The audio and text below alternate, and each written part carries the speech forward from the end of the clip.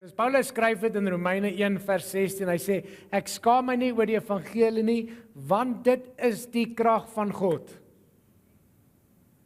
Dit is die krag van God tot redding van elkeen wat glo, in die eerste plek die Jood, maar ook vir die nie-Jood nie. En daarom wil ek vandag met jou praat oor, ek skaam my nie vir die evangelie. Ek wil met jou praat oor, wat is die evangelie? Nou ons weet die term evangelie beteken goeie nuus. Goeie nuus. En baie keer as 'n kerk het ons miskien meer veroordeling gepreek as wat ons goeie nuus gepreek het. Ek verwys nou nie spesifiek na City of Hope nie. Ek verwys na die kerk in Hebreë. Ek het groot geword in 'n tradisionele kerk en toe later in 'n Pinksterkerk. En in baie van daardie kerke was daar 'n baie sterk boodskap van veroordeling gewees. Wie van julle kan daarmee identifiseer? Dat God uitgemaak is as 'n kwaai man daarbo met 'n weerligstraal, the angry man with a stick, of die man met 'n weerligstraal daarbo wat reg is om jou te zap wanneer jy net ietsie verkeerd doen. Nou hoeveel van julle weet, dis nie regtig goeie nuus nie. En ek dink vir te lank het ons as 'n kerk 'n evangelie verkondig, en dis waar dat God daar 'n oordeel is en daar oordeel gaan kom en ons kan nooit daarvan wegloop nie, maar die volle evangelie of die volle counsel van die Here is ook die goeie nuus. En dan moet ek myself vra en ek moet vir jou vra en ek moet vir ons vra, hoe goed is ons nuus? Hoe goed is die nuus wat ons verkondig? Want die idee van 'n kwaai man wat daar bo met 'n stok sit reg om my te slaan of jou te slaan, of een met 'n weerligstraal wat reg is om ons te zap as ons net ietsie verkeerd doen, ek weet nie, it doesn't really strike me as good news. Tref my nie regtig as goeie nuus nie. En ek dink die Here vra vanoggend vir jou en vir my, hoe goed is ons nuus? How good is your news? Miskien met jou buurman of buurvrou so 'n bietjie pouk, die elmboog so 'n bietjie en sê, hey, hoe goed is jou nuus? Hoe goed is die nuus wat jy glo? Want Paulus sê so, hy sê, want hierdie goeie nuus, hierdie evangelie is die krag van God tot ons redding. Dit is wat ons red, is die goeie nuus. Nou, in Romeine 1, waar Paulus dit spesifiek skryf in vers 16, maar die hele hoofstuk van Romeine 1 beskryf Paulus eintlik ons laaste dae. Hy beskryf al die ewel in die laaste tyd. Hy beskryf die ewel en hy sê in hierdie konteks van alles wat afgaan, alles wat suid gaan, alles wat vrot word in die wêreld rondom ons, hy sê is dit die evangelie van Jesus Christus, die goeie nuus van Jesus wat die krag is tot God se redding vir ons lewens. Amen. Wat gaan ons red in hierdie tye van ewel, in hierdie tye waar daar soveel boosheid rondom ons is? Paulus sê, dit is die krag van God wat ons redding is. Dis die krag van die evangelie wat ons kan red in hierdie tyd. En ons het hoop dan, want dit is van hierdie tye wat Paulus gepraat het, toe hy gepraat het van die opstanding of die evangelie. En dan in 1 Korintiërs 15 praat Paulus spesifiek oor die evangelie. In 'n paar plekke sê Paulus dit, hy sê die evangelie wat ek verkondig, of hy sê my evangelie, of hy sê in die Engels sê hy my gospel, the gospel that I preaches. En so Paulus het 'n baie definitiewe boodskap gehad, 'n baie definitiewe evangelie. He often refers to my gospel. En so kom ons kyk bietjie in 1 Korintiërs 15, wat beteken sy gospel? Waarna verwys hy as hy sê my evangelie? Hy sê daar in vers 1, ek maak julle die evangelie bekend wat ek aan julle verkondig het, wat julle ook aangeneem het, waarin julle ook al staan. In Engels sê hy, on which you stand. En so, ons kan op baie dinge staan, en iemand het eendag gesê, if we don't know what we're standing for, we will fall for anything.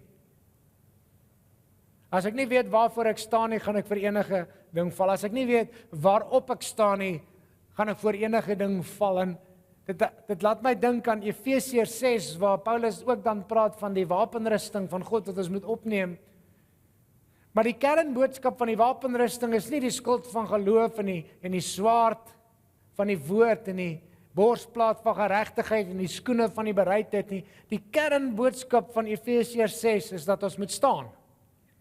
Want hy herhaal die term staan dan seker 4 of 5 of 6 keer in haar hele hoofstuk. Dit is die kerntema van die wapenrusting, is bly staande. Sodat in die dag van boosheid julle kan staande bly.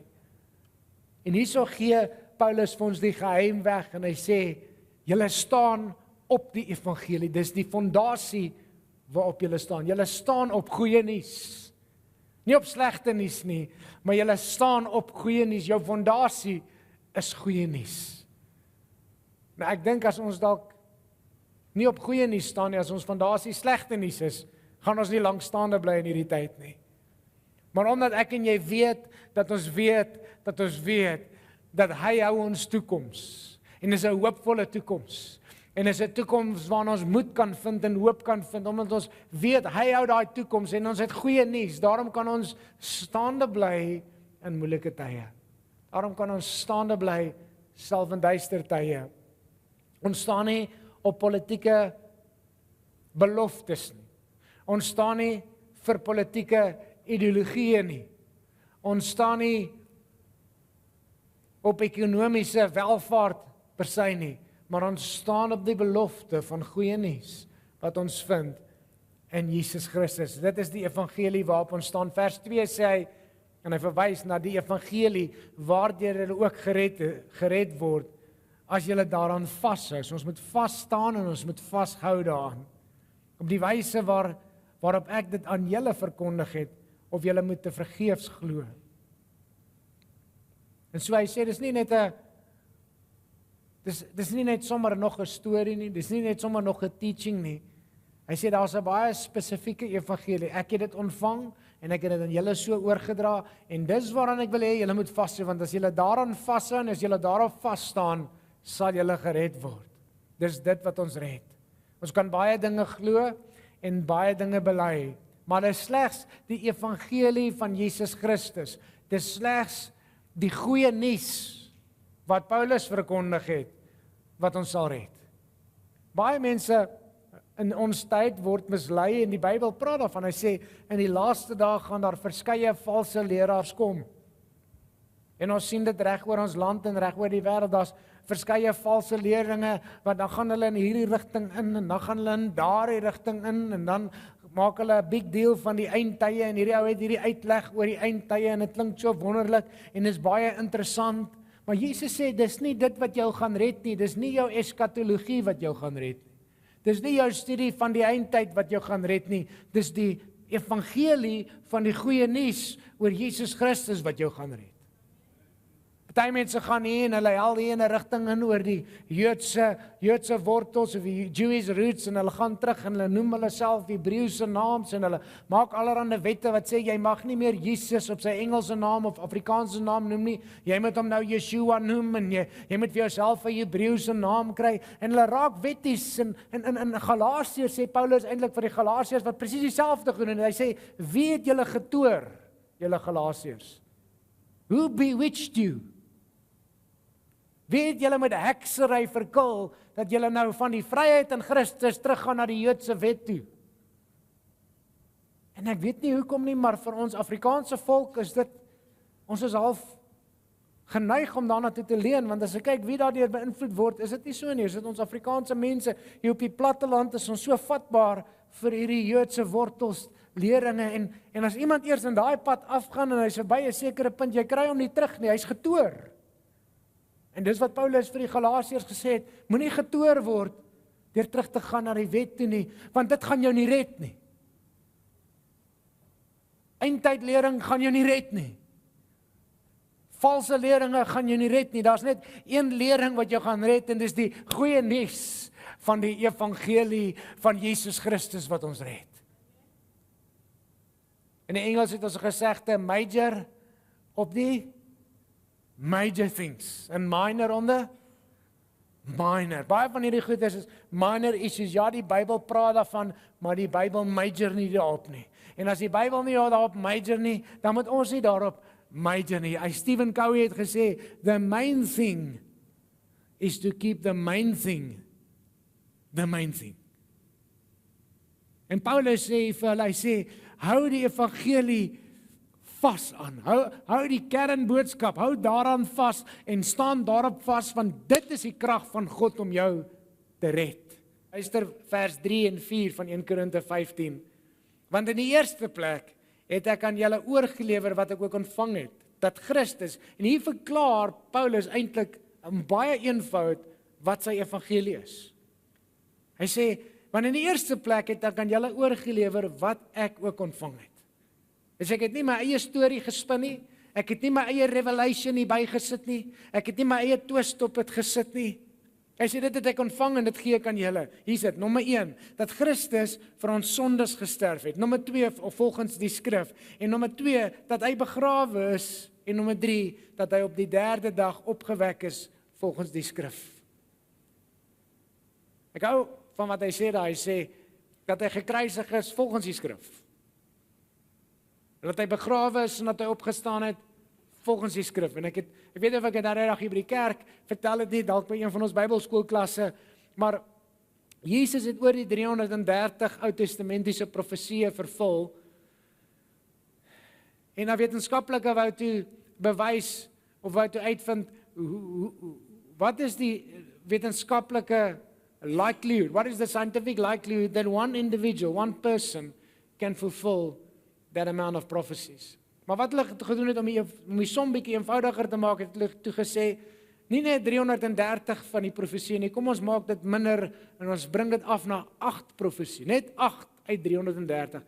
Wat is die wetenskaplike waarskynlikheid dat een mens 8 van daardie 330 profesieë kon vervul? En hy het toe 'n groep van 300 en iets wetenskaplike studente gekry om saam met hom hierdie som te doen en die uit te werk, wat is die waarskynlikheid dat dit kon gebeur. En hier's waarop hulle afgekom het, vir een mens, om net daardie 8 profesieë in werklikheid te bring, is die kans 1 maal 10 tot die mag 17. So dis 1 uit 10 met 17 nulle by. So wie van julle, ek weet nou nie wie van julle hou van sportswetenskappe of iets nie. Ek dink jy het 'n goeie kans om dit raak te slaan. Nou om dit te illustreer, het hulle die volgende illustrasie gebruik. Hulle het gesê, as jy die staat van Texas vat, nou Texas is omtrent dieselfde grootte landgrootte as Suid-Afrika, en jy vat die hele staat van Texas en jy maak dit, daai tyd was daar dollar coins gewees, of dit was soos ons onthou julle die ou R1, of kom ons sê kreermunte amper. Jy vat die hele Suid-Afrika of die hele Texas en jy maak die hele staat van Texas enkel diepte, gooi jy vol van muntstukke. Nou kan jy imagine hoeveel muntstukke dit is. Dit is 1 maal 10 tot die mag 17, dis hoeveel muntstukke dit is. Sal die hele landoppervlakte van Suid-Afrika enkel diepte toemaak. En dan vat jy een van daardie muntstukke en jy verf hom rooi en jy steek hom weg en jy vat 'n man en jy blinddoek hom en jy sê jy het 1 kans om die rooi muntstuk uit die res uit te kies. Dis die kans dat een mens net 8 van die 330 profesieë in die Ou Testament kon vervul. En daardie 8 profesieë het spesifiek te doen met Jesus se kruisiging, met die feit dat hy 3 dae in die graf spandeer het en dat hy op die 3de dag opgestaan het. Dis 3 van die 8. Dis hoekom Paulus sê, dis die evangelie van Jesus Christus wat die krag is om ons te red. Dit het nie per toeval gebeur nie. Jesus is nie net 'n geskiedkundige persoon nie. Hy is die Here Jesus. Hy is die enigste waarlike God. Dis net hy wat dit kon doen. En dis waar ons krag lê, nie in slim praatjies nie. En wanneer ons dan gedoop word, wanneer ons in die doopwater gaan, en ons gaan vandag na die tweede diens, 'n doopdiens het, so ek wil jou aanmoedig, as jy miskien nog nie gedoop is nie, en jy kom vanoggend tot oortuiging, of die Here praat al dalk 'n geruime tyd met jou, gaan vinnig huis toe, en dan wanneer ons klaar so 11 uur, maak seker jy is 11 uur terug met jou handdoek en jou swembroek en 'n T-shirt of so iets, en kom en word gedoop. Identifiseer jouself met die feit dat Jesus vir jou gekruisig is, met die feit dat Jesus in die graf gelê is, en met die feit dat Jesus weer opgestaan het uit die dood uit. Want in hom kan ons weer leef.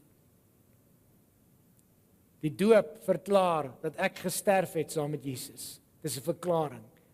Die doop verklaar dat ek begrawe is, dat my ou vleeslike self saam met Jesus begrawe is. Soos jy onder die water gaan, so is dit simbolies van Jesus wat in die graf gelê het. Maar dan simboliseer die doop ook die opstanding van Jesus. Soos wat ek en jy uit daai water uit opkom, dan is dit simbolies dat ek en jy saam met Jesus opstaan. En jy sit miskien vanoggend hier en jy sê, in jou kop het jy al lank geredeneer en jy sê, maar ek wil myself eers laat doop wanneer ek weet, ek het nie meer sonde in my lewe, wanneer ek weet ek het nie meer hierdie onreine gedagtes nie, wanneer ek moet myself eers perfek kry, ek is nog nie gereed nie, dan het ek nuus vir jou. Wat goeie nuus is vandag, my boet en my sis, jy kan jouself nie regkry nie. Jy kan nie self met sonde deel nie. Jy sien, die kruis vergewe ons sonde. Hoor gou mooi. Aan die kruis het Jesus ons sonde vergewe. Maar is die leë graf wat ons verlos van sonde. En baie keer kom ons net tot by die kruis en ons sê, dankie Jesus het my sonde vergewe, maar nou probeer ek sondeloos lewe en ek sê ek gaan my eers laat doop wanneer ek sondeloos is en jy kan nie in jou eie krag nie sondeloos word nie. Dis nie deur ons krag of deur ons mag nie, maar die Gees van God en die werking van Jesus, dieselfde krag wat hom uit die dood uit opgewek het, is daardie krag wat in jou werk en wat in my werk om ons sonde vry te kry. En so wanneer ek en jy onsself laat doop, dan sê ons Jesus, ek identifiseer met die kruis wat my van sonde vergewe. Ek identifiseer met die feit dat U begrawe is vir 3 dae.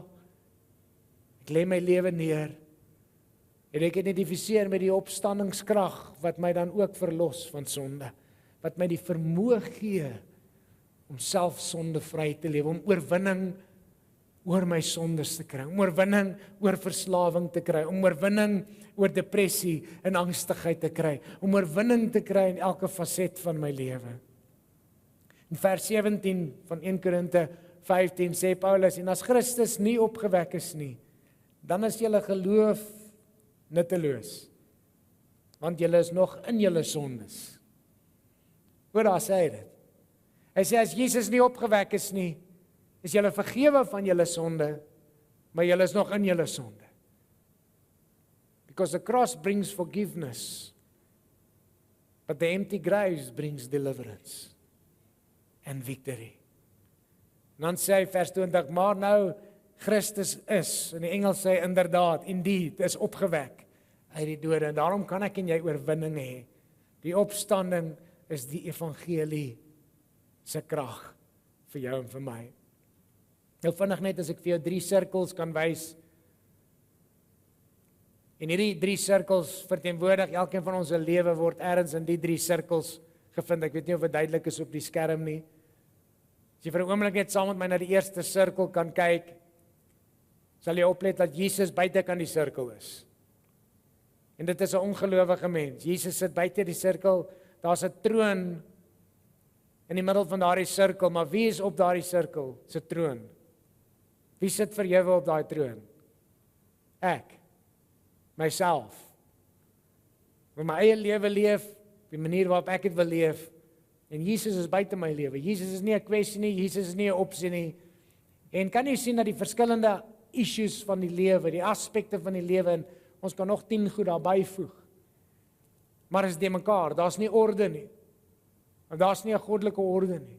Wanneer ek my eie lewe regeer en heers, wanneer ek my manier leef vir myself, dan is daar chaos in my lewe. Die tweede sirkel stel dalk meer van ons voor, en dit is 'n godsdienstige persoon. Dis 'n persoon wat nou al geleer het, ek moet ruimte maak in my lewe vir Jesus. Ek wil graag hê Jesus moet my red, en hierdie persoon mag dalk op pad wees hemel toe. Hy het Jesus in sy lewe genooi, hy het Jesus genooi om hom te kom red. Maar wie sit nog op die troon van daardie hart? Is nog steeds ek, is nog steeds jouself, hè? En ek vind dit interessant dat Jesus sit by die voete van daardie troon. So die plek wat ons vir Jesus in daardie leefstyl het, is Jesus, jy sit by die voete, by my voete, en jy dien my. So met ander woorde, ons kom kerk, ons lees ons Bybel, ons bid, maar ons wil hê Jesus moet ons dien. Hy moet ons suksesvol maak, hy moet ons help met ons lewens. Maar kyk na wat gebeur met die issues van daai lewe. Dis nog nie uitgesort nie. Daar's nog nie orde nie. Jy het dieselfde chaos in daardie lewe. En so, miskien is daardie tweede persoon op pad hemel toe, want hy het al aan Jesus al aangeroep as redder. Hy het gesê, Here, kom red my siel. So miskien gaan 'n ou hemel toe. Miskien het jy die ewige lewe. Maar jou lewe is pretty much hel op aarde nog steeds. Alles is in chaos. En dan die derde sirkel, stel voor 'n disipel van Jesus. Iemand wat oorgegee is en sê, Here, ek wil nie meer op die troon sit nie, maar ek nooi U uit. Ek nooi U uit. Kom sit U op die troon en ek gaan by U voete sit. En my rol is om U wil te doen en U doel te dien in my lewe. En wanneer Jesus die ereplek gegee word, die troon gegee word in ons lewens, kyk wat doen hy met die aspekte, die issues van die lewe. Hy bring sy orde. En hy doen nie alles op een slag nie, want partykeer vat ons 10 of 20 of 40 jaar om ons lewe in chaos te bring. Ek vind dat die Here genadig is en hy sê, kom ons werk bietjie aan jou huwelik. En dan werk hy vir so 'n jaar of 2 of 3 werke aan mense huwelik. Of hy begin dalk eers by die meer. Hy sê, kom ons werk so 'n bietjie aan die meer, voor ons aan die huwelik werk. Kom ons skaaf so 'n bietjie aan die meer. En kom ons bring jou karakter in lyn en ons bring orde in jou emosies en orde in jou denke. En dan werk hy aan my finansies en hy bring dit in orde. En die manier hoe ek my kinders grootmaak en hy bring dit in orde. En stelselmatig, soos wat Jesus Here word van my lewe, bring hy sy orde. En is ek nie net op pad hemel toe nie, maar begin ek hemel op aarde beleef. Kry ek nie net lewe en ewige lewe nie, maar kry ek ook oorvloedige lewe hier op aarde. In Romeine 9 en vers 10, 10 vers 9 en 10, sê Paulus dit ook so mooi, hy sê, as jy met jou mond die Here Jesus bely, en die Engels sê, if you confess with your mouth that Jesus is Lord. So as ons dit Afrikaans toe vertaal, as jy met die mond bely dat Jesus Here is, en met jou hart glo dat God hom uit die dode gewek het, sal jy gered word. Want met die hart glo ons tot geregtigheid en met die mond bely ons tot redding. Paulus sê, ek en jy moet twee goed doen. Ek moet met my hart glo, met my mond bely, eerste dat Jesus Here is, en tweede dat hy uit die dood uit opgewek is. Dis die sleutels om redding oop te sluit. Ons glo en bely twee goed. Jesus is Here en Jesus is lewend. En dit gaan regtig oor heerskappy. Jesus word Here van my lewe. En Jesus laat U opstandingslewe binne in my kom leef. Dit is die krag van die evangelie. Dis waarmee ons identifiseer wanneer ons dan ook gedoop word, wanneer ek onder die water gaan, wat ek eintlik verklaar deur die doop is, Jesus, U is my Here. En Jesus, ek vertrou dat as ek vandag saam met U begrawe word simbolies, dan gaan ek ook opgewek word en dan gaan 'n nuwe lewe, 'n nuwe krag binne in my wees om sonde te oorwin en 'n oorwinnende lewe te leef.